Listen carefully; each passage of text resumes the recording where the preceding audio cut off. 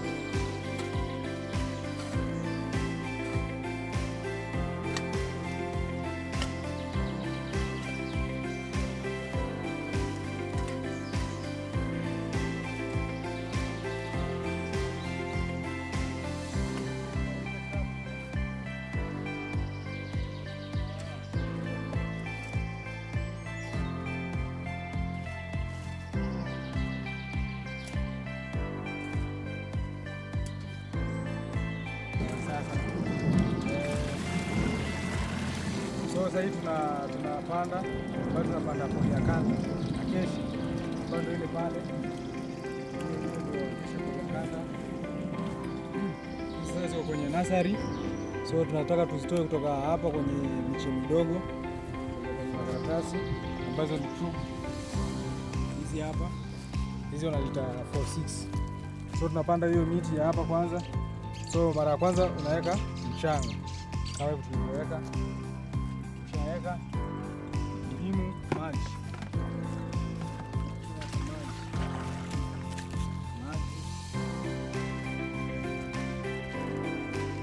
unaweka maji mengi kabisa. Maji.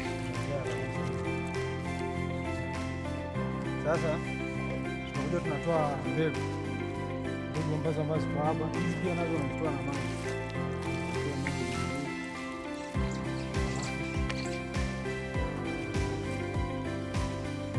Ndio ikiwa iko na mizizi na mbegu.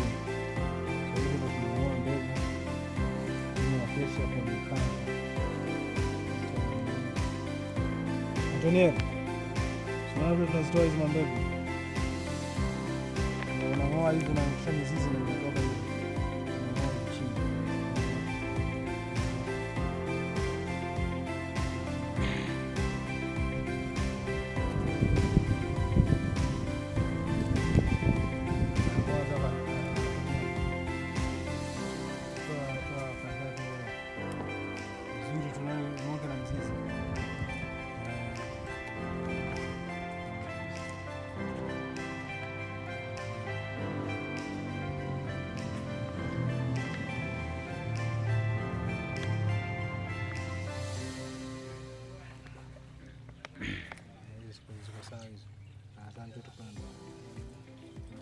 Ndio tupanda hizi. Sasa afuta kushazing'oa tunazileta sasa kwa tube ambayo hiyo 46. Bado pia kupanda unahitaji kutumia maji. So mkono unaosha inakuwa safi hivyo. Alafu naingiza mtu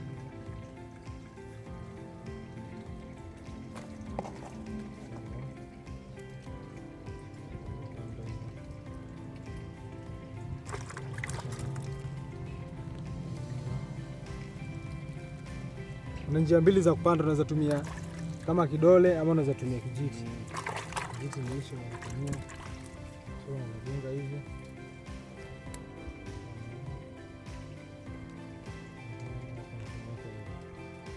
Na kisha inaingia hii sehemu hii mpaka hapa, alafu inabaki juu.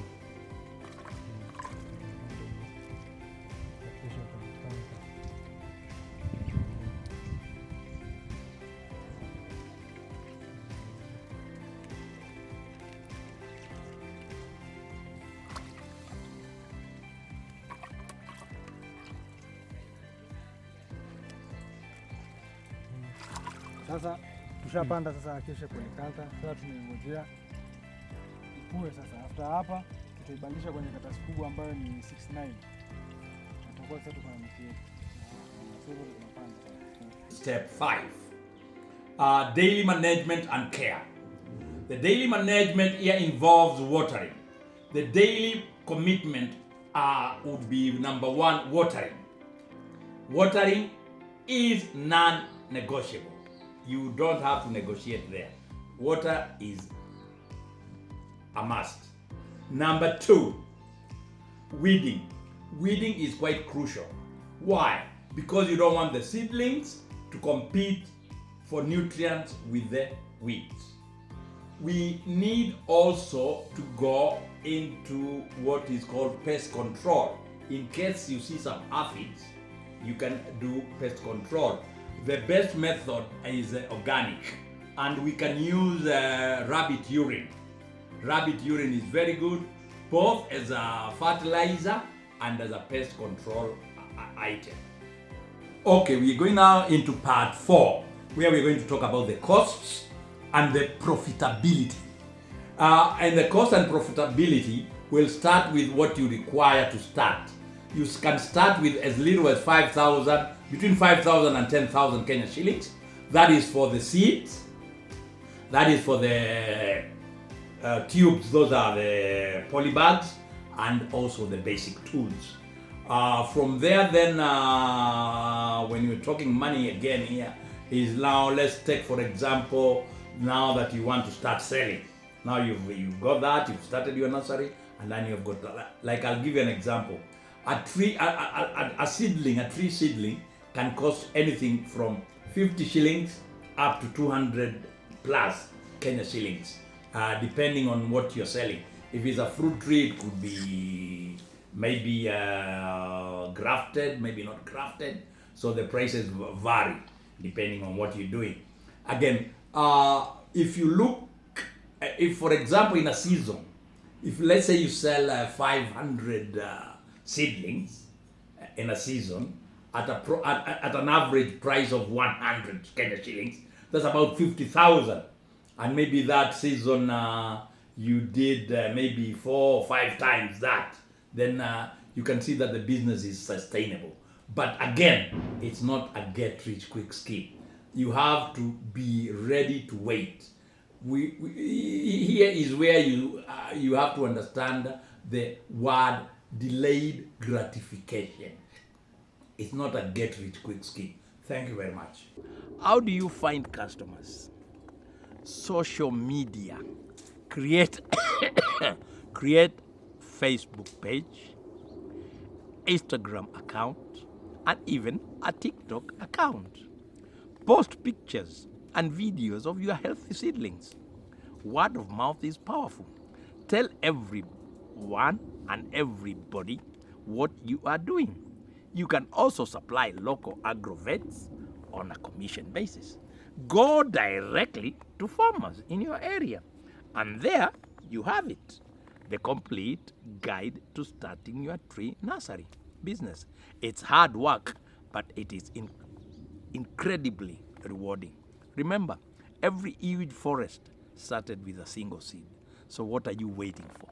Plant yours today. Thank you.